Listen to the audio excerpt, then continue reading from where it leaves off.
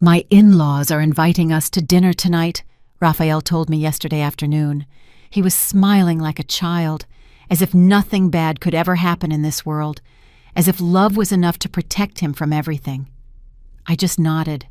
I just said yes, because that's what I do. I've always said yes. I've always been there, quiet, invisible, the mother who doesn't bother anyone, the mother who doesn't ask questions, the mother who accepts whatever she's given. But that night, sitting at that long, cold table with white tablecloths that looked more like a shroud than a celebration, something inside me began to break. And it wasn't the sound of the plates, it wasn't the clinking of the glasses, it was the silence, that dense silence that falls on a woman when no one looks at her anymore, when no one expects anything from her, when she's just a body taking up space in a chair. One more name on the guest list. The groom's mother, nothing more. Raphael was radiant. He had that light in his eyes that only men in love have, or blind men. Sometimes it's the same thing. Fabiana was by his side, beautiful, elegant, with that Italian accent that sounded like music. She moved her hands when she talked. She laughed loudly. She touched Raphael's arm with a familiarity that hurt me, not out of jealousy, but because I no longer received those gestures. It had been years since my son had touched me like that, with affection, with presence. I was a piece of furniture in his life, useful when needed, forgettable when not. Alma Fabiana's mother was sitting across from me, tall, imposing, with that perfectly styled brown hair and those jewels that sparkled under the dining room light. She was smiling too, but her smile didn't reach her eyes. It was a polite smile, the kind you use in photos, in formal meetings, at funerals. I tried to be nice. I tried to make conversation, but my words fell to the floor like stones. No one picked them up. No one listened to them. Dinner dragged on slowly, endlessly. I ate in silence. I watched. I listened. Raphael talked about his plans, about the wedding, about the honeymoon, about the house they were buying, a big house, modern, with a yard. I smiled when he said it would have a room for me, a guest room, because that's what I am now, a guest in my own son's life. Fabiana and Alma spoke to each other in Italian, sometimes, not all the time, only when they wanted to say something Raphael wasn't supposed to understand yet, or that I was never supposed to understand, but I understood. Every word, every syllable, every pause, every stifled laugh, because I lived in Italy. 15 years of my life were spent in Florence, working, studying, loving, losing. But nobody knows that, not even Raphael, because he never asked. He never cared where his mother came from. He only cared that she was there, quiet, available, invisible. Then Raphael stood up. He said he was going to take the plates to the kitchen. He was always polite, always helpful. I taught him that. To respect, to help, to not let women carry the whole burden alone. How ironic. Because now he leaves me alone carrying the weight of this loneliness, of this silent abandonment, of this living death that is being a forgotten mother. And as soon as Raphael left the dining room, everything changed. Fabiana leaned toward her mother. Alma moved closer to her, and they started talking, in Italian, quickly, quietly, as if sharing a delicious secret. And they laughed. My God, how they laughed, with that laugh that isn't joy. It's cruelty. It's contempt. It's the sound evil makes when it feels safe, when it thinks no one is watching, when it thinks the victim doesn't understand. But I understood. Every word, every insult, every taunt. Fabiana said I looked like a peasant, that my hands were rough, that my clothes were cheap, that I smelled old. Alma laughed. She said it didn't matter, that soon I wouldn't be a problem, that after the wedding, Raphael would do whatever they said, that men in love are easy to manage, that I would be sent to some nursing home, or simply forgotten, like an old dog that's no longer useful. And then they said something else, something that chilled my blood. Fabiana said Raphael had a lot of money, more than she thought, that she had seen the documents, the bank accounts, the properties, everything. Alma asked how much. Fabiana said a number: $200,000 in savings, a paid-off house, investments. Alma let out a low laugh, deep, satisfied. She said everything would go according to plan, that after the wedding they would transfer everything. Little by little, without him noticing, and when there was nothing left, they would disappear. Just like they always did. Just like they always did. Those 3 words stabbed me like knives, because they meant this wasn't the first time. That my son wasn't the first. That there were other men, other victims, other broken hearts and empty accounts, and my Raphael, my boy, my only son, was about to become just one more. An anecdote they would tell while laughing at some other table, in some other country, with some other lovesick fool. I just sat there, still, motionless, with my hands in my lap, my gaze fixed on my empty plate. I didn't say anything, I didn't move, I didn't let my face reveal a thing, because I have learned to be invisible, I have learned to disappear. I have learned that women like me survive by becoming shadows, when they stop existing for others, when they become nothing. But inside something was waking up, something dark, something cold, something that had been asleep for years, decades, a whole lifetime of silence, of obedience, of acceptance. It was ending. Because a mother can endure anything, any humiliation, any pain, but she cannot stay still when they are about to destroy her son. She cannot remain silent when they are about to steal everything from him, his money, his future, his dignity, his life. Raphael came back from the kitchen, smiling, oblivious, happy. He sat down next to Fabiana. She caressed his cheek, said something sweet to him in Italian, something about love, about the future, about eternity. He looked at her as if she were an angel, and I looked at them, at all 3 of them, at the 2 snakes and my lamb, and I thought about how easy it would be to say everything right now, to scream, to reveal, to expose, but I didn't, because that wasn't the moment, because revenge isn't a shout, it's a whisper, it's patience, it's strategy. It's waiting for the exact moment for the truth to strike like lightning and destroy everything. Fabiana and Alma looked at me, for a second. Their eyes met mine, and in that instant, I saw something in their faces. It wasn't fear, it was contempt. It was that absolute certainty that I was nothing, that I didn't matter, that I didn't understand, that I was just a silly old woman who would soon be discarded. And I let them think that. I let them believe they had won, that I was harmless, that I was invisible. But they didn't know. They didn't know who I was before I became this silent woman.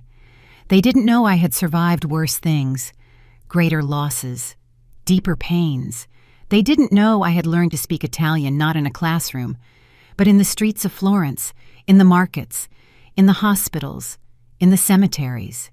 They didn't know that every word they said, every plan they revealed, every cruel laugh they shared was burned into my memory like fire on skin. Dinner ended. We said our goodbyes. Alma gave me a kiss on the cheek, cold, empty. Fabiana hugged me, brief, superficial. Raphael walked me to the door. He asked me if I liked the dinner, if I liked his in-laws, if I was happy for him. I said yes, to everything, because that's what I'm supposed to say. Because that's what they expect from me. The mother who doesn't cause problems, the mother who just nods, the mother who disappears when she's no longer needed. But as I walked to my car under that dark, starless sky, I was no longer the same woman who had arrived. Something had changed, something had broken, and something new was being born, something they didn't expect, something no one expected. Because silent women aren't always asleep. Sometimes they're just waiting, watching, planning, and when they wake up, the world trembles. Raphael was born in the spring, on a cold, rainy day in April. I was 23, I was young, I was strong, I was a different person, a person who no longer exists, a person buried under years of sacrifice and silence. When I held him for the first time, when I felt his warm weight against my chest, when I heard that cry that was pure new life, I thought nothing bad could ever touch me. I thought love was enough. I thought being a mother was the strongest shield in the world, How wrong I was. His father left when Raphael was 4. There was no shouting, no violence. Just one morning, he got up, made his coffee, looked at me with those empty eyes that hadn't really seen me in a long time, and said he was leaving, that he had met someone else, that he was sorry. But he wasn't, not really. Men who leave never feel anything, just relief, just the freedom to leave behind what no longer serves them. And I stayed, with a small child, with a low-paying job, with an apartment that smelled like dampness and broken dreams. I worked every job, cleaning houses, waiting tables in restaurants, taking care of other people's children while mine waited alone at home. Raphael grew up fast, too fast. Sometimes I'd come home and find him asleep on the sofa with the TV on. Other times he'd be awake looking at me with those big eyes, asking without words why I was never there, why I always came home late, why I was always tired. But I loved him. God knows I loved him. Every cent I earned was for him, every extra hour, every double shift, every sleepless night. Everything was for Raphael, so he would have clean clothes, so he would eat well, so he could go to school, so he wouldn't feel like he was missing anything, even if I was missing everything, even if I was disappearing little by little, even if my youth was burning away like a candle no one watches. When Raphael was 12, I got a better job, in an office. It didn't pay much, but it was stable. I could get home earlier. I could be with him, cook dinner together, help him with his homework, watch movies on weekends. Those were good years, quiet years. Raphael was a good kid, studious, respectful. Sometimes he asked about his father. I told him he was far away, that he had his own life, that he had left us because he wasn't happy. Raphael would nod. He didn't ask again. He learned early on that there are silences it's better not to break. The years passed. Raphael finished high school, he went to college, studied business, got a job at a big company, started earning good money, much better than me. He bought a car, he moved to a bigger apartment. He'd invite me to dinner on Sundays. Sometimes he'd call during the week. He'd ask how I was, if I needed anything. I always said no, that I was fine, that he shouldn't worry. Because that's what mothers do. They protect, even from their own needs. Then he met Fabiana. It was 2 years ago, on a business trip to Miami. She worked at the hotel where he was staying. That's what he told me, that she was an event coordinator, that she was Italian, that she spoke 4 languages, that she was beautiful and smart, that he'd never met anyone like her. I listened. I smiled. I said I was happy for him, but something in my chest tightened. Something told me this wasn't good, that this wouldn't end well. The first time I saw her was 3 months later. Raphael brought her to dinner. Fabiana walked into my house like someone entering a place unworthy of her presence. She looked around with those critical eyes. She barely touched my hand when I greeted her. She smiled, but it was a cold smile, a polite smile. Raphael didn't notice anything. He was too busy looking at her, too lost in that enchantment that blinds men when they think they've found the perfect woman. During dinner, Fabiana spoke little to me. She answered in monosyllables. She looked at her phone. She spoke to Raphael in English, sometimes in Italian. Soft words, verbal caresses. He melted. I watched. I tried to find something genuine in her, something real, something that justified the light in my son's eyes. But I found nothing. I only saw a calculating woman, a woman who knew exactly what to say, what to do, how to move, how to conquer. When they left, Raphael hugged me. He told me he loved Fabiana, that she was the one, that he had finally found someone special. I told him she seemed very nice, that I was glad to see him happy. I lied, because that's what mothers do when they know the truth will hurt, when they know their children aren't ready to hear it, when they know they wouldn't be believed anyway. The following months were strange. Raphael started visiting less. The calls became shorter, more spaced out. He always had plans with Fabiana. He was always busy. When I asked how things were, he only talked about her, about how wonderful she was, about how well they got along, about the places they went, about the perfect life they were building. I listened. I nodded. I swallowed the pain of being replaced, of becoming a supporting character in my own son's life. Then one day, Raphael came to my house with news. He was nervous, excited. He had that energy of men who are about to take an important step. He sat me down on the sofa. He took my hands. He told me he had proposed to Fabiana, that she had said yes, that they were getting married in 6 months, that he wanted me to be the first to know. I hugged him. I congratulated him. I told him I was very happy for him, and a part of me was. Because he was my son, because I loved him, because I wanted to see him happy. But another part of me, a dark and deep part, felt afraid. I felt something was wrong, that this was all too fast, too perfect, too planned. I asked if he had met Fabiana's family. He said no, that they lived in Italy, that they would come for the wedding, that Fabiana didn't have much contact with them because she had been traveling a lot for work, but that her mother Alma was coming next week, that she would stay for a month to help with the preparations, that she wanted to meet me. And so she did. Alma arrived, tall, elegant, with that air of superiority that people have who believe money is the only thing that matters. She greeted me coldly. She sized me up with her eyes, like someone looking at an old piece of furniture and deciding if it's worth keeping or throwing out. I tried to be nice. I tried to make conversation.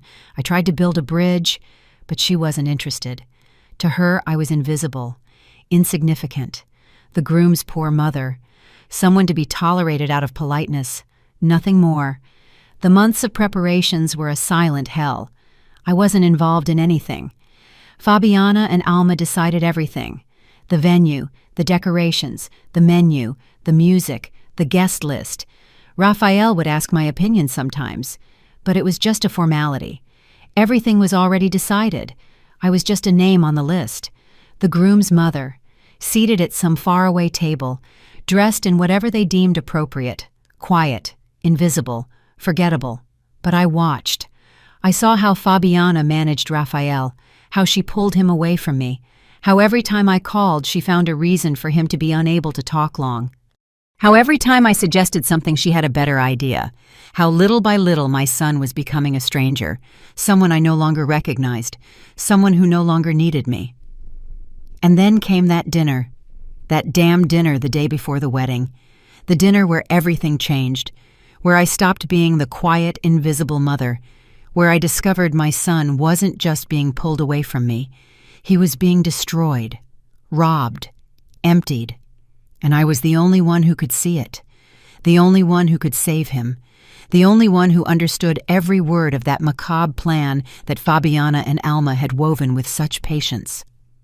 That night when I got back to my house, I didn't sleep. I sat in the darkness replaying every word I had heard, every laugh, every detail of the plan, and I knew I couldn't stay silent, not this time. Not when my son was about to lose everything, not when I was the only one with the power to stop it, because I wasn't just a forgotten mother. I was a woman who had survived, who had fought, who had learned that silence isn't weakness, it's strategy. And now it was time to wake up. I couldn't sleep that night, or the next, or the one after that.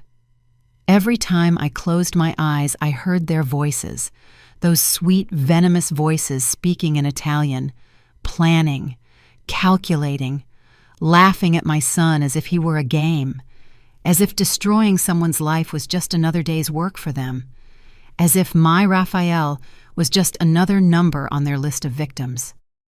I got out of bed at 3 a.m. The apartment was silent, that dense silence only people who live alone know, who sleep alone, who cry alone. I went to the kitchen. I made coffee. I sat at the table where Raphael had so often done his homework as a child, where we had eaten breakfast together on Sundays, where I had watched the man grow who was now about to marry a lie. I took out an old notebook, the kind you keep for years without knowing why, and I started to write. Every word I remembered, every phrase I had heard in that dining room, I wrote it all down, in Italian first. Then I translated it into Spanish. I needed to see it. I needed to read it. I needed to confirm it hadn't been a nightmare, that I had really heard what I thought I'd heard. Fabiana had said Raphael had $200,000 saved, that she had seen the documents, the bank statements, everything. Alma asked if she was sure.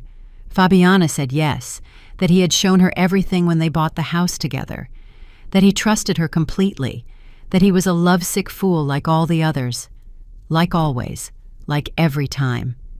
Alma had laughed, that laugh that haunted me in the dark, and she said the plan was still the same.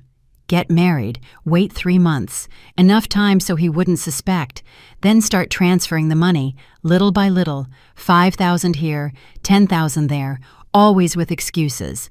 A family emergency in Italy, an investment deal, a unique opportunity. Men in love always say yes. They always trust. They always hand over everything, and when there was nothing left, they would disappear. Fabiana would ask for a divorce. She'd claim incompatibility. She'd take her share of the assets. The house they bought together was in both their names. That meant half was hers. And with a good lawyer, she could get more, much more. Alma said they had contacts, that they had done this before, that they knew exactly how to move every piece. And then Fabiana said something that broke my soul. She said the only good thing was that I wouldn't be a problem, that I was a poor, uneducated old woman, that I had no influence over Raphael, that I would probably end up in a nursing home when I couldn't take care of myself, that no one would listen to a woman like me. Alma agreed.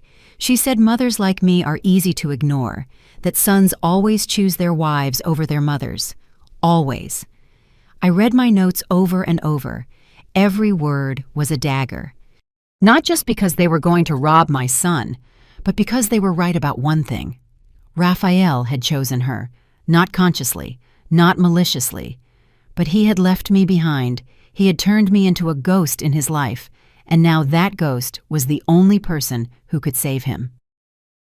The next day, I called Raphael. It was Sunday. We usually had lunch together on Sundays, but we hadn't in weeks.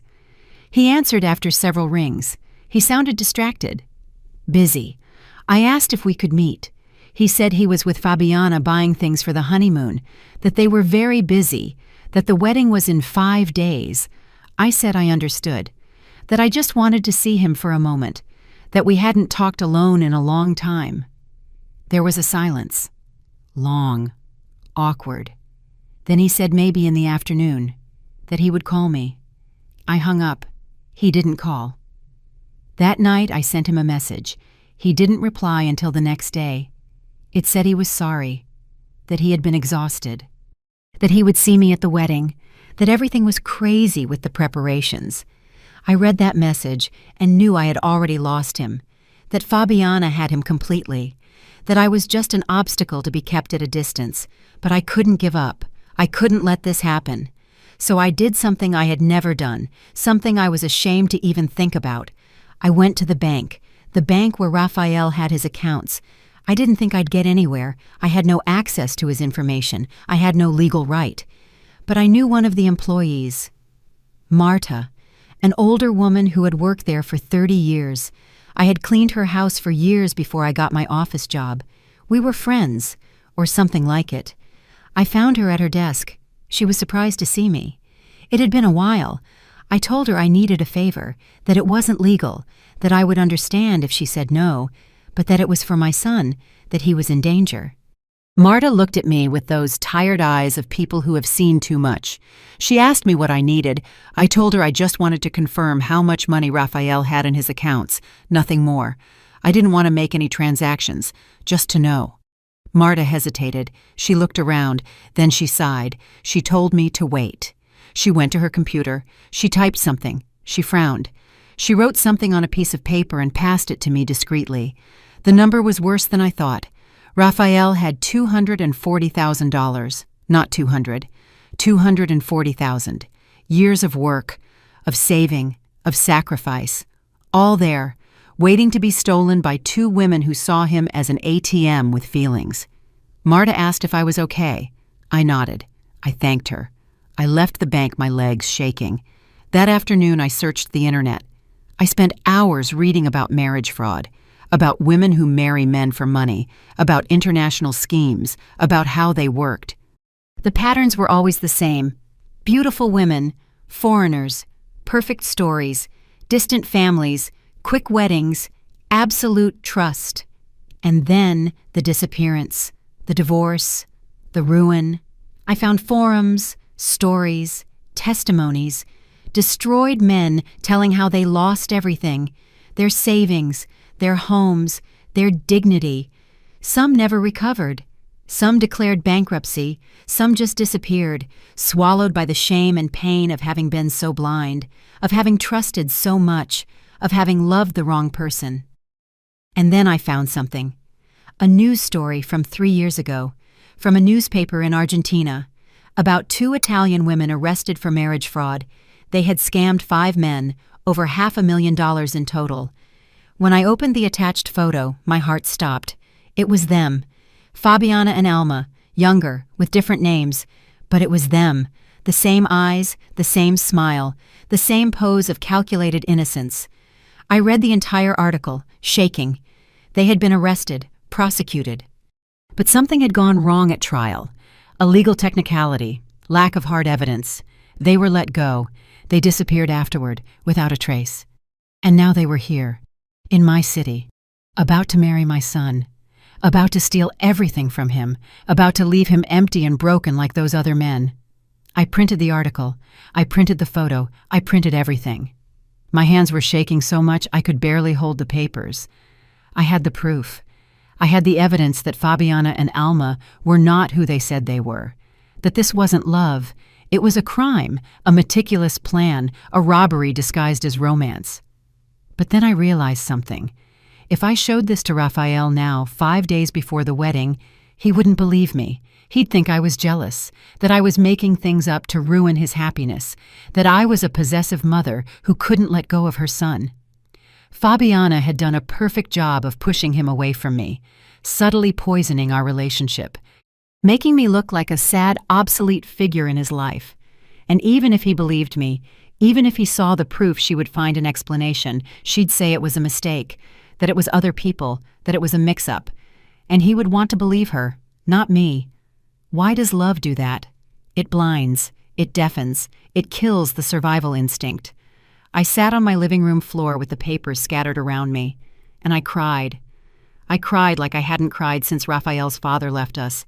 I cried for my son, for his innocence, for his blind trust, for all the pain he was about to suffer, and I cried for myself, for being invisible, for having no voice, for not being able to protect him even with the truth in my hands. But then something changed. In the midst of that crying, in the midst of that despair, I felt something new, something I hadn't felt in years. Fury, pure burning rage. I was not going to let this happen. I was not going to sit by and watch them destroy my son. I was not going to be the weak, invisible mother they thought I was. If Raphael wouldn't listen to me now, then I would have to wait. I'd have to be smarter, more patient. I'd have to let the wedding happen, let them feel safe, victorious. And then when they least expected it, when they thought they had won, I would strike, with the truth, with the proof, with the full weight of a mother who has nothing to lose except her son. Because they made a mistake, a fatal mistake.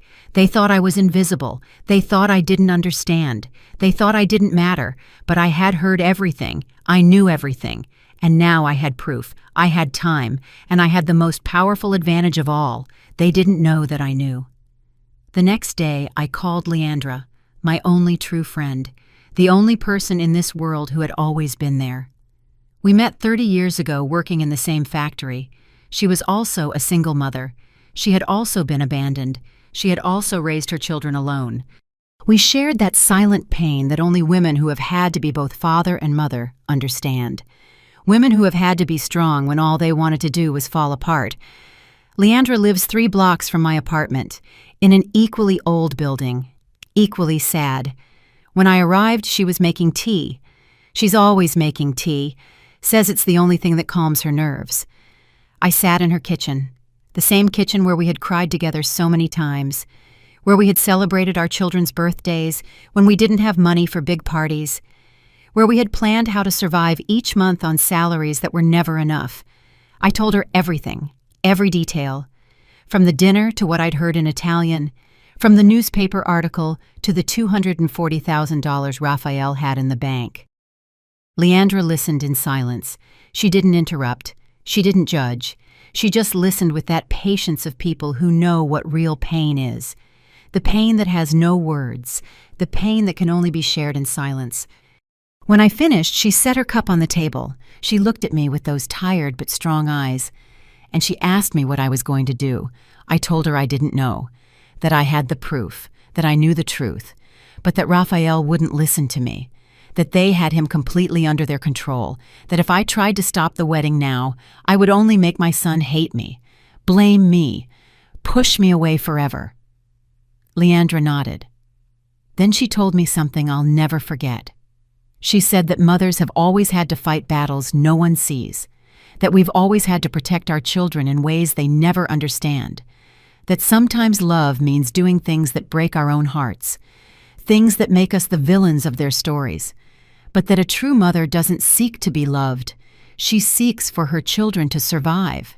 She asked if I remembered when she had to pull her eldest son out of that house where he lived with his girlfriend, the girlfriend who hit him, who manipulated him, who had isolated him from everyone. Her son hated her for months. He blamed her for ruining his life, for destroying his relationship. But Leandra didn't stop. She kept fighting. She kept being there. Until one day her son woke up. He saw the truth, and he thanked her for saving him, for loving him enough to be the bad guy in the story. I told her this was different, that Raphael was an adult, that he was 35, that I couldn't just pull him out of there. Leandra smiled, a sad smile, and she told me that I had to be smarter then, more strategic, that I couldn't attack head-on. I had to wait for the perfect moment, the moment where the truth was so obvious that Raphael couldn't deny it, where the proof was so overwhelming that there was no room for doubt. That afternoon, Leandra and I made a plan. A simple but effective plan.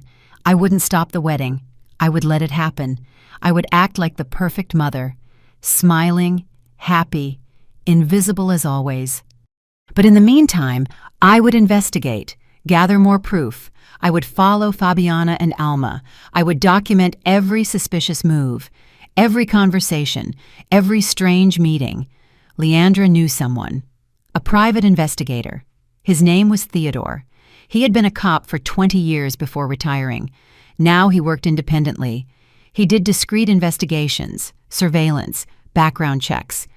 Leandra gave me his number. She told me I could trust him, that he was a good man, that he would understand my situation.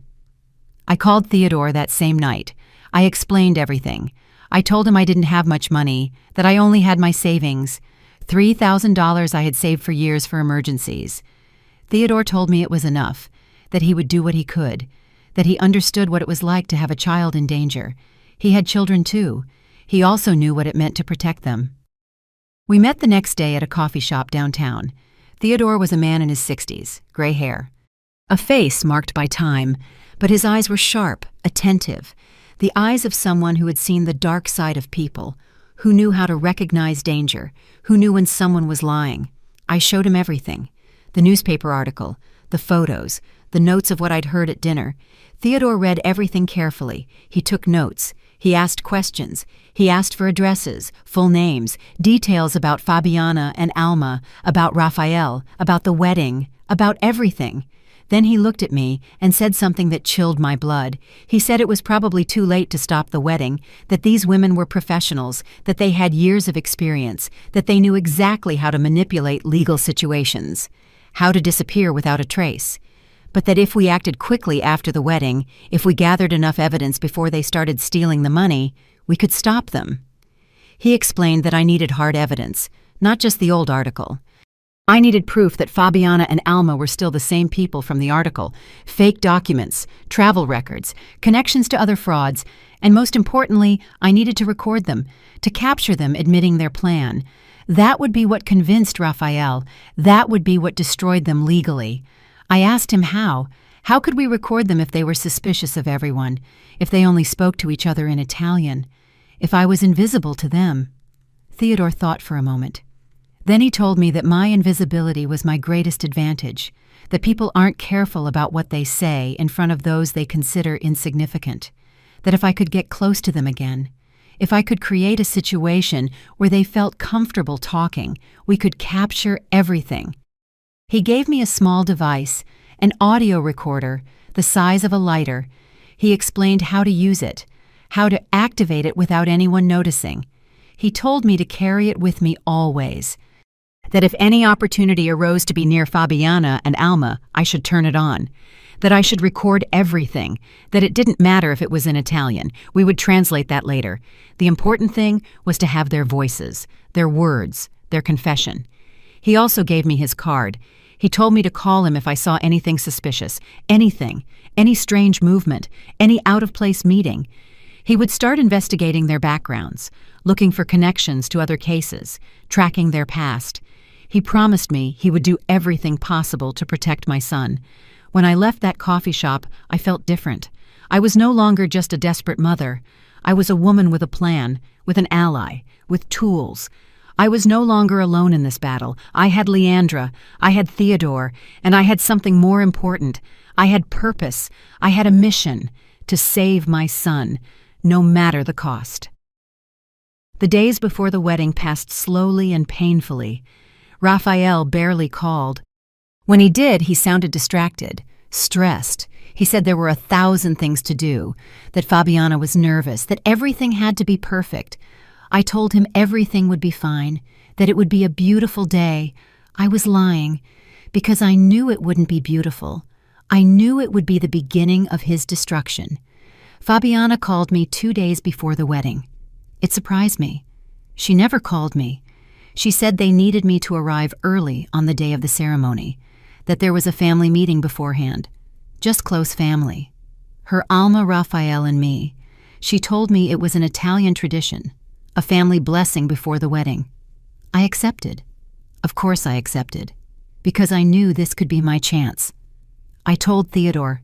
He told me the meeting was perfect, that I should have the recorder activated from the moment I walked in, that it didn't matter how long it lasted, that I should record everything, that they would probably speak freely in Italian, thinking I didn't understand, that this was our golden opportunity.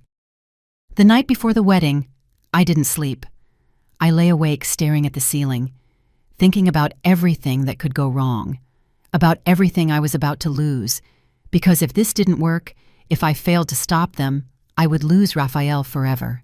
Not just his money, not just his future. I would lose him, my son, the only person who had given me a purpose in this life. But I also thought about what would happen if I did nothing, if I stayed silent, if I let this happen without a fight. Raphael would lose everything, his money, his trust, his ability to love. He would become another broken man, another victim, another sad story on the internet. And I would have to live with that guilt, with knowing I could have saved him and didn't. So I made a decision that would change everything. It didn't matter if Raphael hated me afterward. It didn't matter if he never forgave me. It didn't matter if I became the villain of his story. I would save him, because that's what mothers do. They don't look for applause. They don't look for gratitude. They look for their children to survive, even if it means sacrificing themselves, even if it means disappearing, even if it means dying a little in the process. I got up at dawn. I dressed carefully. A simple dress, gray, discreet, the kind of dress worn by a mother who doesn't want to draw attention. I put the recorder in my purse. I checked it 3 times to make sure it worked. I practiced turning it on without looking. How to keep it close without being obvious. How to be invisible while recording everything. Before leaving, I looked at myself in the mirror, and I saw a woman I no longer recognized. A 61-year-old woman who looked older, tired, worn out. But in her eyes, there was something new, something that hadn't been there before. Determination, strength, fire. Because invisible women aren't always asleep. Sometimes they are just waiting for the moment to wake up. And that moment had arrived. The wedding morning dawned gray. Heavy clouds covered the sky as if the universe knew something bad was about to happen. I took a taxi to the hotel where the ceremony would be held. An elegant place, too elegant for me, too expensive, too perfect, the kind of place where rich people get married, or people who plan to steal from them. I arrived 30 minutes before the agreed-upon time for the family meeting. My hands were shaking. I had checked the recorder 5 times on the way. It was working. Hidden in my purse, ready to capture every word, every confession, every mistake Fabiana and Alma might make. The receptionist told me to go up to the third floor, Suite 312, the bridal suite, where Fabiana and Alma were getting ready, where we were supposed to have that family blessing, that Italian tradition that was probably another lie. Another trick to keep up appearances. I knocked on the door. Alma opened it. She was wearing a cream-colored silk robe. Her hair was perfectly done, even though the ceremony was still hours away. She looked me up and down, as always, with that barely concealed contempt. She let me in without smiling, without really greeting me. Just a nod of her head, like someone letting in a person they have no choice but to tolerate. Fabiana was sitting in front of a huge mirror. A makeup artist was working on her face. She saw me in the reflection. She raised a hand, a minimal greeting. Cold. She continued talking on the phone in Italian. Something about flowers, about the decorations. Her voice was sweet, charming. The voice of a happy bride, the voice of a consummate actress. I asked about Raphael. Alma told me he was in another room getting ready, that we would see him at the ceremony, that this meeting was just for the women of the family, to share an intimate moment before the big day. I nodded. I sat on a sofa near the window. I discreetly took the recorder out of my purse. I placed it on my lap, covered by my shawl, activated, recording. The makeup artist finished and left. Fabiana stood up. She admired herself in the mirror. She turned. She smiled. She was beautiful.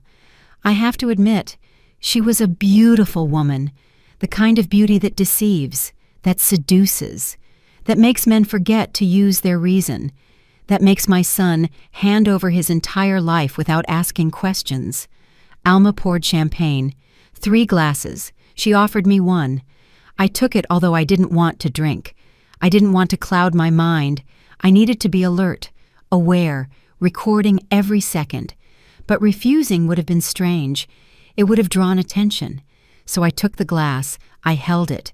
I barely wet my lips. Fabiana raised her glass. She made a toast, in Italian, to family, to love, to the future. Beautiful words, empty words. Alma toasted with her. So did I, pretending I understood some words, pretending I was just another excited guest, another happy mother, another fool who knew nothing. Then Alma locked the door. I heard the click of the deadbolt. My heart sped up, but I stayed calm. I kept my face serene, expressionless, the face of a woman who understands nothing, who sees nothing, who doesn't matter.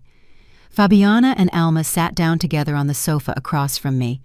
They began to talk, in Italian, quickly, confidently, thinking I was just a piece of furniture, an object without ears, without a mind, without importance. And that's when everything changed, when they began to reveal more than they had planned. Alma asked if Raphael had already signed the house papers. Fabiana said yes, that everything was in both their names, 50-50, that the house was worth $300,000, that when they divorced, she would get half, $150,000, plus the $240,000 from the accounts. That in total it would be almost $400,000. Alma laughed. She said it was the best job they had done so far. Fabiana said Raphael was perfect, naive, in love, controllable, that he never suspected anything, that he believed every word she said, that it was pathetic how stupid men became when they thought they had found true love. Alma agreed. She said all men were the same. That ego was their weakness, that they felt special when a beautiful woman chose them, that they never asked why. Then they talked about me. Fabiana said I was the only problem, but a minor one, that I had no influence, that Raphael barely called me, that after the wedding he would see me even less, that eventually I would disappear from his life completely, like all annoying parents, like all useless people. Alma said it was better that way, that old mothers always cause problems, that it's better to cut them off from the beginning, that Raphael was already learning to prioritize his wife over his mother, that this was exactly what they needed. A man with no strings, no family to ask questions, no one who could interfere when they started moving the money. I was still there, sitting, motionless, with the hidden recorder capturing every word, every laugh, every detail of their diabolical plan. My heart was beating so hard I thought they could hear it, but I kept my face empty, my gaze distant, as if I were thinking about something else, as if I didn't understand a single thing they were saying. Fabiana looked at her watch. She said it was time to wrap this up, that the ceremony started in 2 hours, that they needed to finish getting ready. Alma nodded. They stood up. So did I. Fabiana smiled at me, that fake, perfect smile. She told me in Spanish, "Thank you for coming," that it meant a lot to have me there, that I was important to Rafael. Lies. All lies. But I smiled back. I said I was happy to be there, that it was a beautiful day. I left that room with shaky legs, with the recorder burning in my purse, with the certainty that I had everything I needed, their voices, their complete plan, their confession. Now, I just had to decide when to use it, when to detonate this bomb that would destroy everything. I went down to the hotel lobby, the recorder burning in my purse as if it were a radioactive secret. My hands were shaking. I needed to get out, to breathe, to think. But I couldn't leave. The ceremony was in less than 2 hours. I had to stay. I had to act as if nothing had happened, as if I hadn't just heard the full confession of 2 criminals planning to destroy my son. I found a restroom on the first floor. I locked myself in one of the stalls. I took out the recorder. I stopped it. I checked it.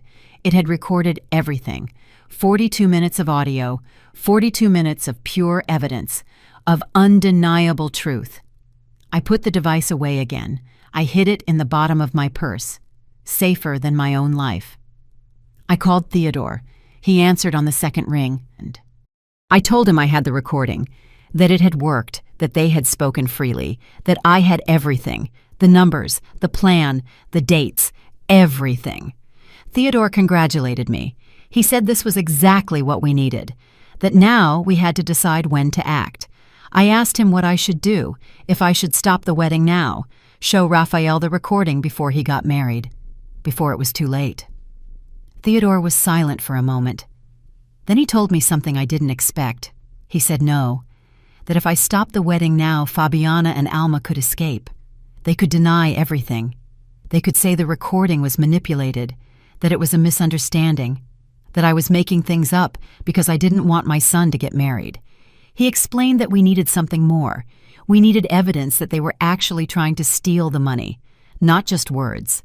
Actions, bank movements, transfer attempts. That would sink them legally. That would make it impossible for them to escape. He told me to let the wedding happen, to wait, to watch, and as soon as they tried to move the money to call him, then we would act. I hung up, feeling empty. I knew Theodore was right. But the thought of watching my son marry that woman, watching him promise eternal love to someone who only wanted to destroy him, of staying silent while he handed his life over to a lie, it was unbearable. It was like watching a car crash in slow motion, knowing someone is about to die and not being able to scream, not being able to warn them, not being able to stop anything. I left the restroom. I went up to the hall where the ceremony would be. People were already arriving, elegant guests, well-dressed, smiling, oblivious to everything.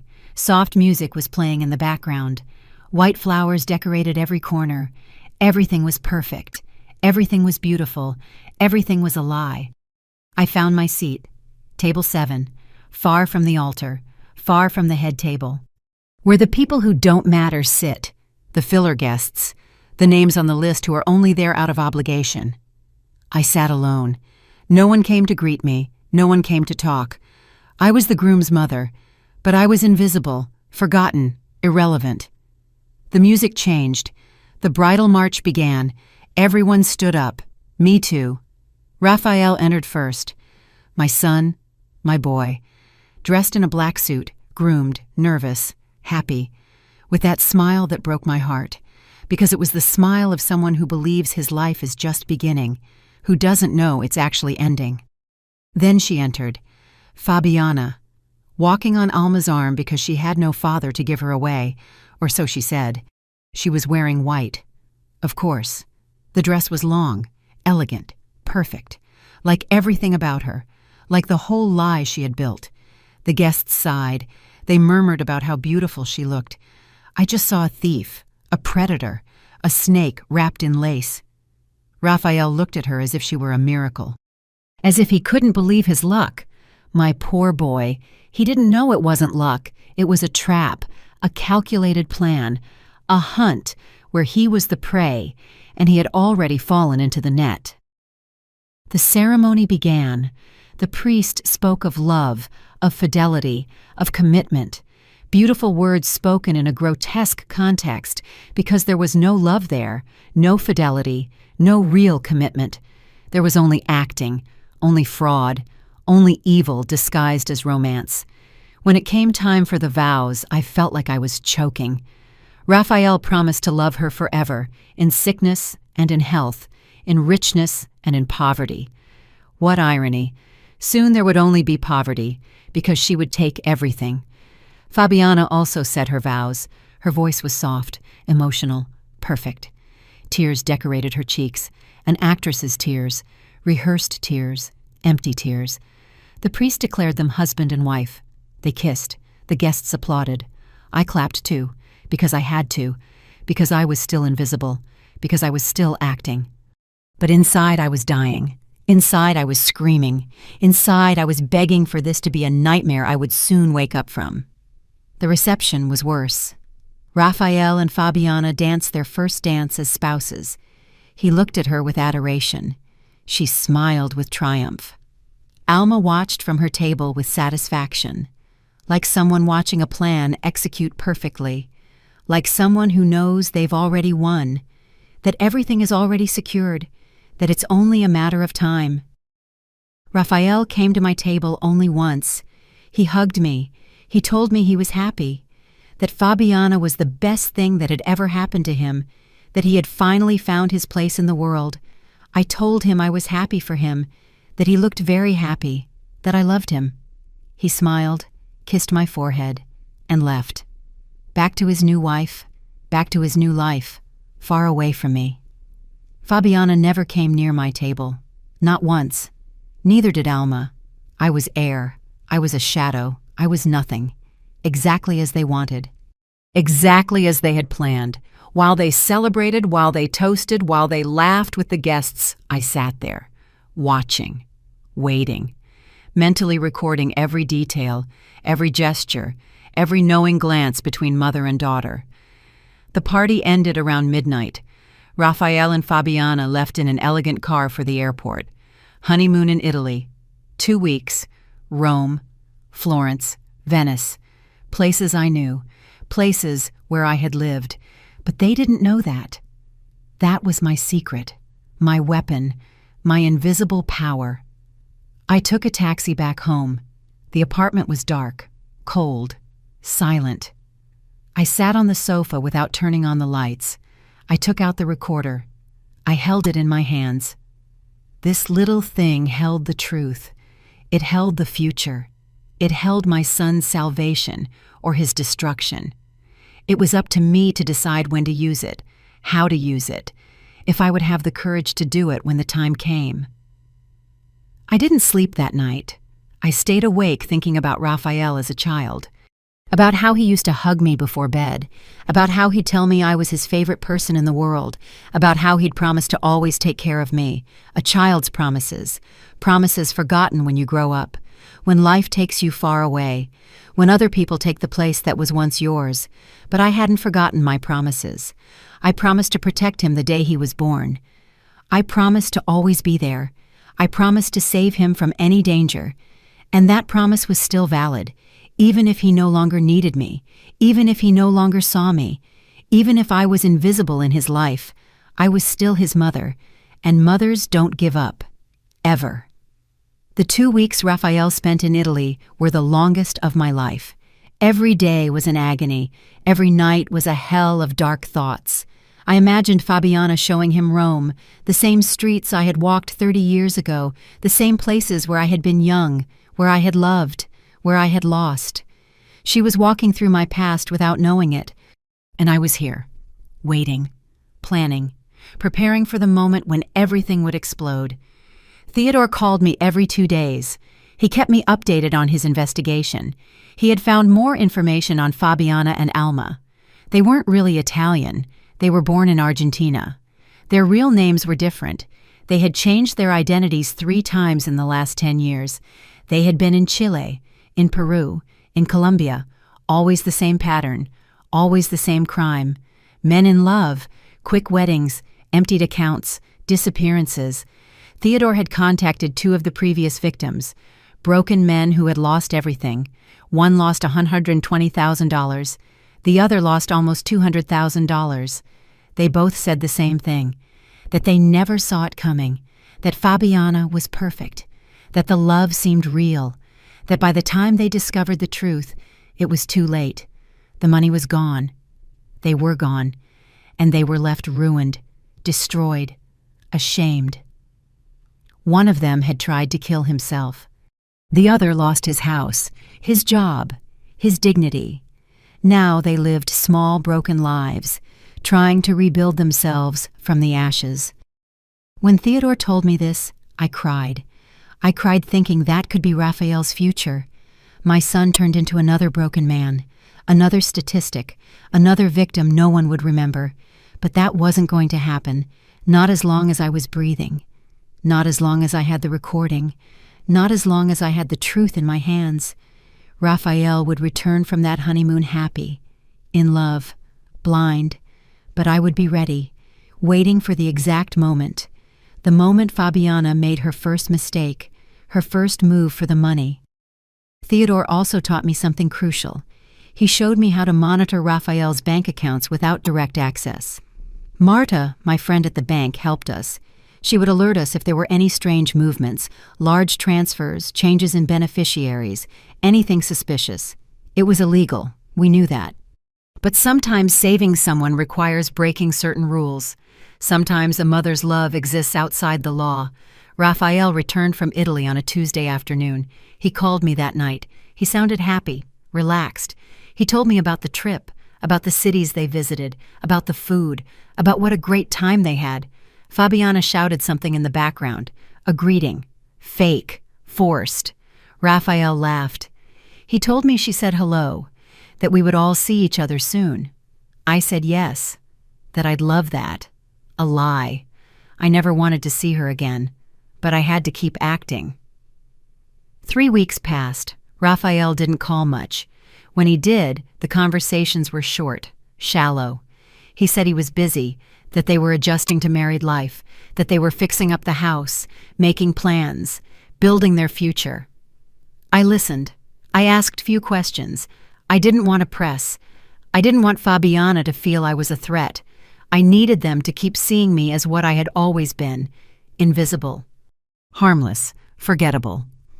Then the call from Marta came. It was a Friday morning. Her voice sounded nervous. She told me there was activity in Raphael's account, a transfer, $50,000 to an overseas account, Cayman Islands. Marta gave me all the details, the account number, the date, the exact time. I thanked her. I told her she had saved my son. She told me she hoped so, that she would pray for us. I called Theodore immediately. I gave him the information. He told me this was it. This was the moment. We had everything now. The recording, the background checks, and now the actual theft attempt. He told me to contact Raphael, to ask to see him urgently, not to tell him why, just that it was important, that it was about his life, his future, everything. I called Raphael. He answered after several rings. He sounded busy. I told him I needed to see him, that it was urgent, that I couldn't explain over the phone. He sighed. He said he was busy, that he had meetings.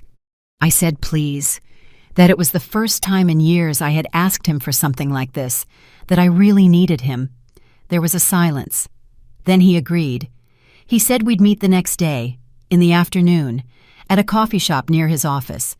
That night I prepared everything, the recording on a USB drive, the documents Theodore had compiled, the newspaper articles, the photos, the statements from the other victims, everything organized, everything ready to be shown, to be revealed, to destroy the lie that had surrounded my son for 2 years. I didn't sleep. I stayed up rehearsing what I would say, how I would start, how I would explain that I had been investigating, that I had recorded a private conversation, that I had violated his privacy, his trust, how I would make him understand that everything I had done was out of love, out of protection, out of that maternal instinct that can't stay still when her child is in danger. I also thought about how he would react. If he would believe me, if he would get angry, if he would think I was crazy, jealous, making things up. I knew Fabiana had done a perfect job of pushing him away from me, making me look like a problematic possessive mother, unable to let go of her son. Raphael probably already had that image of me in his head. Fabiana had probably already planted those seeds of doubt. But I had something stronger than her manipulations. I had the truth.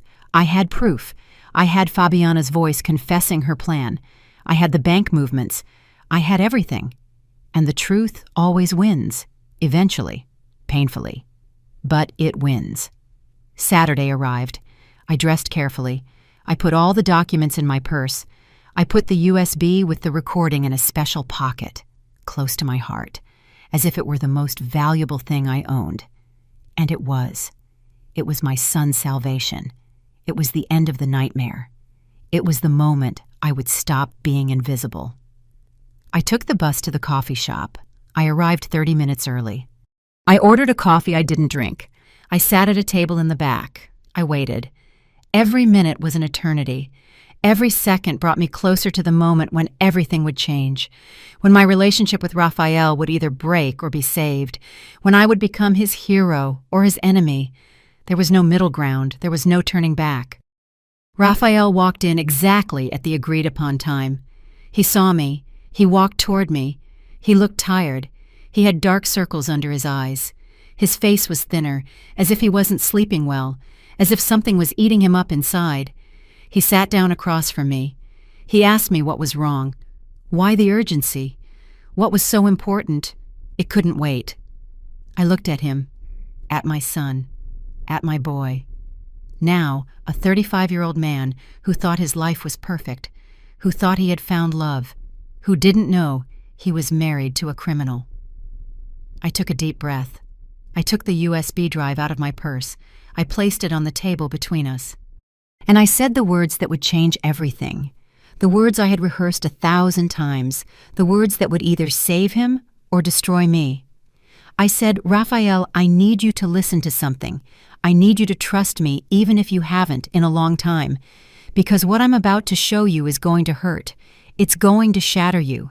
But it will save your life. Raphael looked at me confused. He picked up the USB drive. He studied it as if it were dangerous, as if he knew that what it contained would change everything. He asked me what it was, what was going on, why I was acting so strange. I told him I needed my laptop, that he had to listen to something, that after that, everything would make sense. I took my old laptop out of my bag. I turned it on. My hands were shaking so much I could barely hold it. Raphael kept looking at me. There was something in his eyes, worry, fear, as if a part of him already knew that what was coming was terrible. I inserted the USB. I opened the audio file. Before I played it, I looked at him one last time. I told him I loved him, that I had always loved him, that everything I had done was to protect him. He nodded, nervously. I said the recording was in Italian, that I understood every word, that I would explain everything afterward, but that first he needed to listen. I pressed play. The voices of Fabiana and Alma filled the space between us, clear, crisp, confessing everything. Raphael frowned. He didn't understand the language. He looked at me searching for an explanation. I raised a hand. I asked him to wait, to keep listening. The recording continued. Fabiana talking about the $240,000. Alma laughing. Planning how to transfer the money, how to disappear, how they had done this before, how Raphael was just another lovesick fool. I stopped the recording. Raphael was pale. He asked me what they were talking about, who those voices were, though I think he already knew. I think his heart was already telling him the truth his mind didn't want to accept. I told him it was Fabiana and Alma, that the recording was from his wedding day, in the hotel suite, that I had been there, that I had heard them planning to rob him, to destroy him, to leave him with nothing. Raphael shook his head. He said it was impossible, that it had to be a mistake, that I didn't understand Italian, that I had probably misunderstood something. His voice was trembling, desperate, clinging to the lie because the truth was too painful. I told him I lived in Italy for 15 years, that I spoke the language perfectly, that I understood every word, every plan, every detail of how they planned to destroy him. He fell silent, processing. His world was falling apart. I could see it in his eyes. I translated word for word what they had said. The $240,000, the house, the divorce plan, the previous victims, everything. Raphael listened, his face growing whiter. His hands clenched on the table, knuckles white, his whole body trembling. Then I took out the documents, the newspaper articles, the photos of Fabiana and Alma with different names, the statements from the other victims, the records of the fake accounts, everything Theodore had gathered for weeks. I placed it all in front of Raphael. I told him to look, to read, to see who the woman he had married really was. Raphael took the papers with trembling hands. He read. His eyes scanned every line, every photo, every irrefutable piece of proof that his wife was a professional con artist, a criminal, a walking lie. When he got to the photos of the arrest in Argentina, something in him broke. He dropped the papers, he covered his face with his hands, and he began to cry. My son, my boy, crying like he hadn't cried since he was little, crying for the love he thought was real, for the life he thought he was building, for the future he had just discovered was an illusion. I got up. I went around the table. I hugged him. He let me. He clung to me like he did when he was 5 and had nightmares, like when his father left us, like when the world was too big and I was his only refuge. I told him I was sorry, that I wished I had been wrong, that I wished Fabiana had been real, but that I couldn't let him lose everything without doing anything, that I was his mother, that my job was to protect him, even if it meant breaking his heart, even if it meant becoming the bearer of the worst news of his life. Raphael pulled away from me. He wiped his tears. He asked me what else there was. I told him about the transfer, the $50,000 Fabiana had moved yesterday to an offshore account. I showed him the records Marta had given me. Raphael took out his phone. He opened his banking app. He checked. And there it was, the transfer, $50,000. Gone. The first step of the plan. The beginning of the theft. His face transformed. The sadness gave way to something darker. Rage. Contained fury. He asked me what else I had discovered. I told him about Theodore, about the investigation, about the other victims, about how Fabiana and Alma had been doing this for years, in different countries, with different names, always the same crime, always getting away with it. Until now.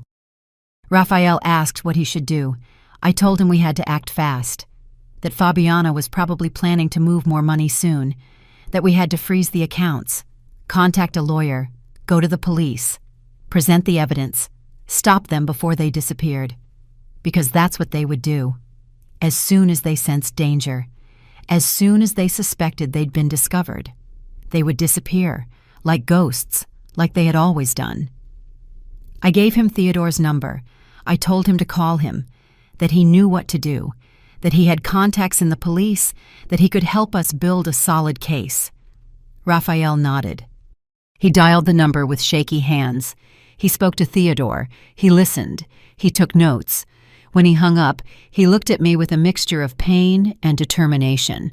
He told me Theodore was coming in an hour, that we would go to the police station together, that we would present everything, the recording, the documents, the transfer, everything. He asked me how I knew, how I had discovered all this.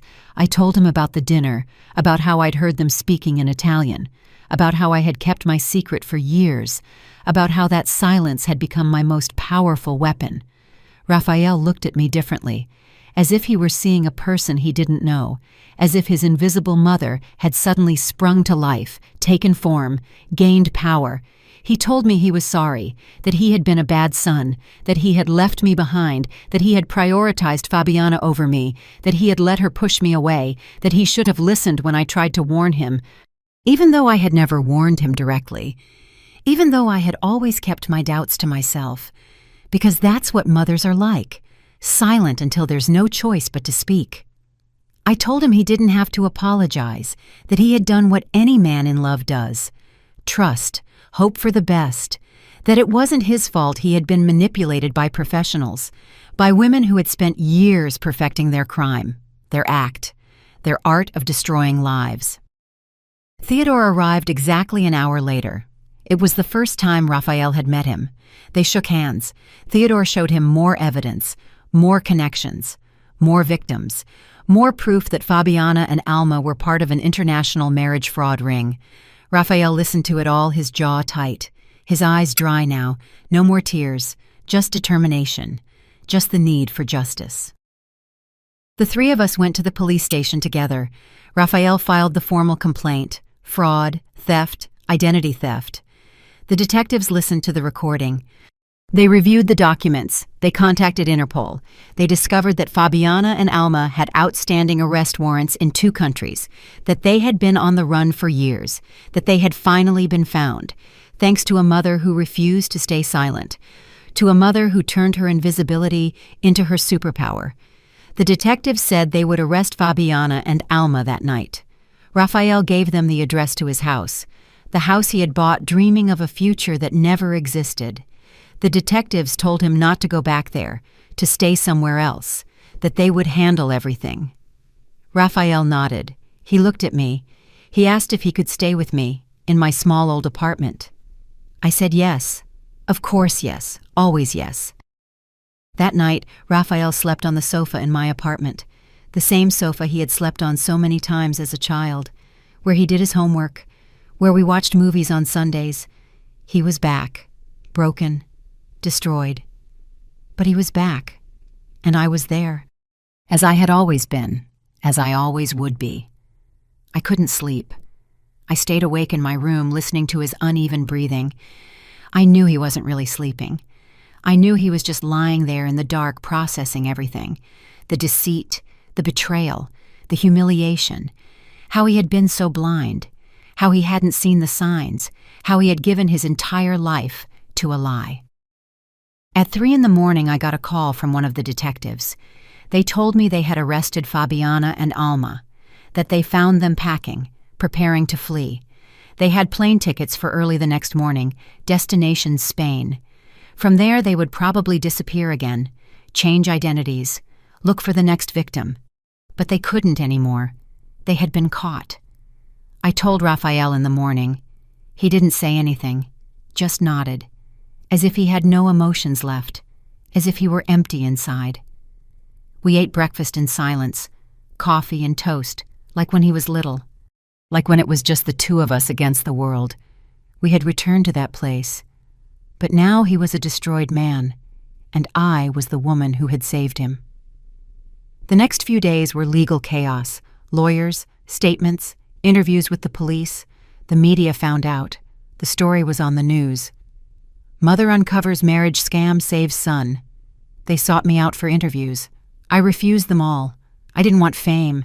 I didn't want recognition. I just wanted Raphael to be safe. The legal process took months. Fabiana and Alma were formally charged. They would face charges in multiple countries. The other victims began to come forward, to tell their stories, to seek justice. Raphael got his $50,000 back. The transfer was reversed. The house was put solely in his name. He began divorce proceedings, annulment due to fraud, everything. During that time, Raphael lived with me. He returned to my small apartment, to my simple life. He became my son again. Not the distant man who visited out of obligation, but my boy, my Raphael. We ate breakfast together. We ate dinner together. We talked, really talked, for the first time in years. He asked me about Italy, about those 15 years he never knew about. I told him everything. How I went there after his father left us, how I worked cleaning the homes of Italian families, how I learned the language in the streets, in the markets, from the old women who taught me while I mopped their floors, how I eventually got a better job, how I saved every cent to come back and give him a better life. Raphael cried when I told him. He said he never knew how much I had sacrificed, how much I had left behind, how much I had suffered in silence. I told him that's what mothers do. They suffer in silence. They sacrifice without asking for recognition. They protect even when no one sees. They love even when it's not returned. Because a mother's love doesn't seek a reward. It just seeks for her children to survive. One day Raphael asked me why I had never told him about Italy before, why I had kept that secret for so long. I told him the truth. You never asked.